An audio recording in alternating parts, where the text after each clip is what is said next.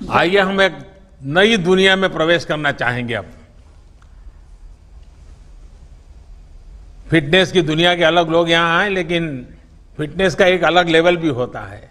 और मुझे खुशी है कि स्वामी शिव दयानंद सरस्वती जी, उन्होंने आज हमारे बीच आकर के हमें आशीर्वाद भी देने का और मार्गदर्शन करने के लिए स्वीकार किया है। आईआईटी दिल्ली से इंजीनियरिंग और एमआईटी से मास्टर करने के बाद आपने ये मार्ग चुना है। लोगों को जरूर आश्चर्य भी होता होगा, आदर का भाव भी आता होगा, और मुझे पक्का विश्वास है कि आपके संबंध में लोगों की जिज्ञासा भी बढ़ती होगी।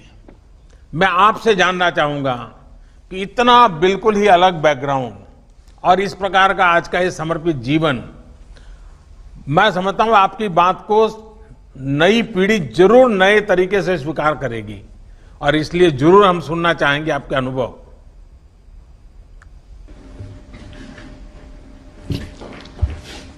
हरिओम तत्सत। हरिओम तत्सत।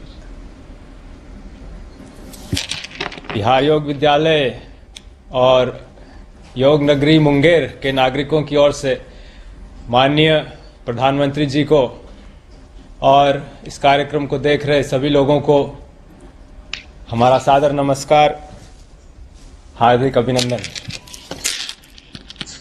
आपने जो प्रश्न किया माननीय प्रधानमंत्री जी, उसका उत्तर भी आप एक रूप से दे ही चुके हैं। सर्वजन हिताय और सर्वजन सुखाय का जो मंत्र आपने अपने जीवन का हम लोगों के सामने रखा है, वही एक प्रेरक, वही एक प्रोत्साहक का कार्य करता है और जीवन में समर्पण का एक क्षण लाता है। अपने बारे में कुछ ज्यादा कहना तो संकोचजनक होगा। मैं यहाँ केवल अपनी गुरु परंपरा के महान विभूतियों का उल्लेख करना चाहूँगा। उनके जीवन का उल्लेख करूँगा तो मेरे जीवन की बात भी अपने आप ही स्पष्ट हो जाएगी। हमारी गुरु परंपरा प्रारंभ होती है ऋषिकेश के स्वामी शिवानंद जी महाराज से। आप में से कई लोग जानते होंगे, वो मेडिकल डॉक्टर थे, उच्चतम डिग्रियां प्राप्त थी उनको, FRCS की उच्च डिग्री प्राप्त की थी उस जमाने में, और उस समय वो मलाया में काम करते थे और बहुत यश था, नाम था, धन था।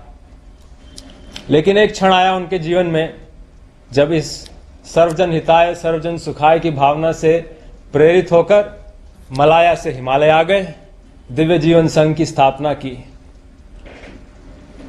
हमारे परम गुरु जो उनके शिष्य हुए स्वामी सत्यानंद सरस्वती जी, जिन्होंने बिहार योग विद्यालय की स्थापना की थी, वो अल्मोड़ा के रहने वाले थे। कुमाऊं के एक संपन्न जमींदार के पुत्र थे। सैकड़ों एकड़ जमीन थी। 19 बरस की आयु में सब छोड़ के अपने गुरु चरणों में आए और संन्यास्त होकर अपने गुरु आदेश का पालन करते हुए उन्होंने बिहार योग विद्यालय की स्थापना की। उनका गुरु आदेश यही था कि योग को नगर नगर डगर डगर फैलाना है, योग को प्रतिष्ठित करना है, और यही काम स्वामी सत्यानंद जी ने किया। और अंत में हम अपने गुरुदेव स्वामी निरंजनानंद जी की बात करना चाहेंगे। 4 वर्ष की आयु में वो अपने गुरु के पास रहने के लिए आ गए। 4 वर्ष की आयु, जिस समय बच्चे खिलौनों से खेल रहे होते हैं, उन्होंने सब कुछ छोड़ के अपना जीवन समर्पित किया अपने गुरु के काम के लिए, गुरु के मिशन के लिए। ऐसी महान हस्तियों के सामने तो हम किस खेत की मूली हैं। इतना ही कहेंगे कि उन्हीं की प्रेरणा, उन्हीं की शिक्षा को अपने सामने रखते हुए उनके पद चिन्हों पर चलने का एक छोटा सा प्रयास है। योग के माध्यम से जनमानस में हम जितना उत्थान ला सकें, जितनी एक सजगता ला सकें, जिससे लोग अपने जीवन को उत्तम, श्रेष्ठ, योगमय और सुंदर बना सकें, यही एक भाव है जो हमें प्रेरित करता है। स्वामी जी, आपने पुरातन शास्त्र परंपरा और आधुनिक विज्ञान, आप टेक्नोलॉजी से जुड़े इंसान हैं, बड़ा अद्भुत संयोग किया है। आपने आश्रम का एनवायरनमेंट और उसको एकदम से इंस्टीट्यूशनल लर्निंग, यानी एक अद्भुत कॉम्बिनेशन आपने आधुनिक भारत के लिए दिया है। मैं जरूर समझना चाहूंगा कि इतना बढ़िया कॉम्बिनेशन जो आने वाले दिनों में लोगों का ध्यान जरूर उस पर जाएगा, इसके पीछे की थोड़ी कल्पना मैं सुनना चाहूंगा। इसके पीछे की जो विचारधारा है, जो हमको प्रेरित करती है, वो हमारे सभ्यता और संस्कृति की प्राचीन गुरुकुल पद्धति है।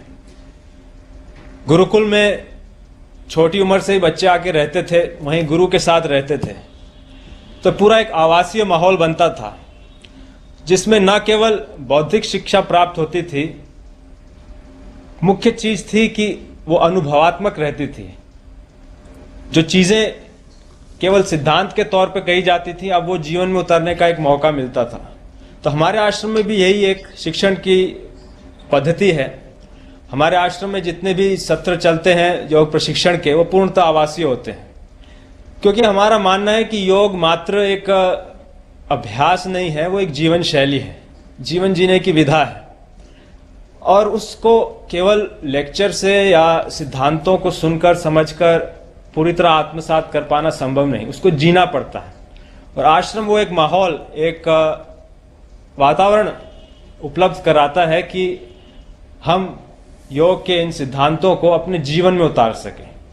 तो वो जो अनुभवात्मक प्रशिक्षण है, वो हमने खुद अपने जीवन में देखा है। और अपने जो जितने भी विद्यार्थी आते हैं, शुरू में भले ही उनको थोड़ा सा अजीब लगता हो, क्योंकि सब काम स्वयं करते हैं, आश्रम में कहीं कोई सेवक नौकर नहीं, एक स्वावलंबन की भावना आती है।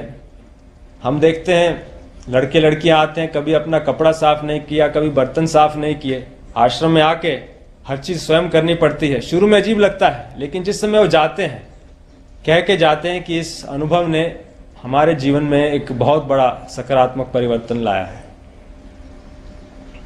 तो ये हमारे प्रशिक्षण की विशेषता है। स्वामी जी, जो बात सबसे इंटरेस्टिंग लगती है वो है आज के समय के हिसाब से योग को ढालना। जिस तरह से समय बदला है, लोगों की लाइफस्टाइल बदली है, आपने योग को उन जीवन शैली के साथ बहुत बहुत कुशलता से उसको फिट किया है।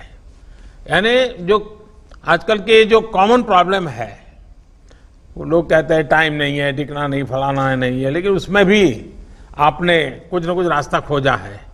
अगर वो भी थोड़ा देशवासियों को आप गाइड करेंगे। बहुत अच्छा प्रश्न किया है आपने माननीय प्रधानमंत्री जी, क्योंकि जब योग सीखने और करने की बात आती है, लोगों की यही प्राय शिकायत रहती है, समय नहीं है, आसन प्राणायाम करने हैं, हमको 1 घंटे का समय लगेगा, इतना समय हम अपनी व्यस्त दिनचर्या में से नहीं निकाल सकते। इसी को मद्देनजर रखते हुए हमारे गुरु स्वामी निरंजनानंद जी ने एक योग कैप्सूल का सिद्धांत प्रतिपादित किया है। योग के छोटे छोटे अंग, जिनको आप अपने जीवन दैनिक जीवन के अलग अलग समय पर अपने जीवन में शामिल करके योग का अधिकतम लाभ ले सकते हैं। जिसे कहा जाए कि maximum bang for the minimum buck, अधिकतम लाभ न्यूनतम समय और न्यूनतम उसमें समय देकर। और ये जो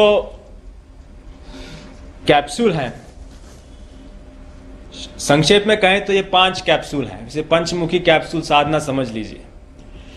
इसका पहला कंपोनेंट है मंत्र, दूसरा आसन, तीसरा प्राणायाम, चौथा शिथिलीकरण या रिलैक्सेशन, 5वां ध्यान। क्योंकि ये हम लोगों का मानना है कि फिटनेस केवल शारीरिक नहीं है, वो एक उसका आवश्यक अंग है, लेकिन योग में हम फिटनेस को एक समग्र रूप से देखते हैं। हम केवल शरीर नहीं, हम भावनाएं हैं, बुद्धि है, हमारे विचार हैं, व्यवहार है, आचरण है, आदतें हैं, सजगता है, समझ है, इन सबको विकसित कर पाना, इन सबको संतुलित और इनके बीच सामंजस्य लाना, इनको एक सुंदर रूप देना, ये योग का लक्ष्य है। तो यदि इसको इस तरीके से किया जाए, मंत्रों की साधना का समय भी एक निर्धारित है। वो समय है कि सवेरे जगते ही, जिस समय आपने बिस्तर भी नहीं त्यागा हो, क्योंकि उस समय आपका अवचेतन मन सक्रिय है, सबकॉन्शियस माइंड। उस समय किया गया मंत्र आपके व्यक्तित्व के गहन आयाम में पहुंचता है और आपके दिन भर की गतिविधियों को सकारात्मक रूप से प्रभावित करता है। कई लोग धर्मों को मंत्र को धर्मों से जोड़ देते हैं। ये हम समझते हैं मंत्र के गहन और प्राचीन विज्ञान के साथ बहुत बड़ा अन्याय है। मंत्र तो ध्वनि का विज्ञान है, धर्म तो बहुत बाद में आए। और इन मंत्रों का प्रयोग करके, और सरल से मंत्र जो हमारी संस्कृति में शुरू से चलते आए हैं, महामृत्युंजय मंत्र है, गायत्री मंत्र है, दुर्गा जी के 32 नाम हैं, सरल से मंत्र जिनको यदि आप सवेरे एक प्रथम कैप्सूल के रूप में अपनी दिनचर्या का अंग बनाएं, तो आप पाएंगे कि एक आश्चर्यजनक परिवर्तन आया है आपके मानसिकता में, आपके भावनात्मक प्रतिक्रियाओं में, आपके आध्यात्मिक विकास में। स्वामी जी, आपका ये कैप्सूल का पंचामृत आपने वो कैप्सूल की तरह ही आज परोसा है, और मुझे विश्वास है कि आपका ये कैप्सूल का पंचामृत सबके भलाई में काम आएगा। लेकिन आपने समय दिया, आशीर्वाद दिए, मैं आपका आभारी हूँ।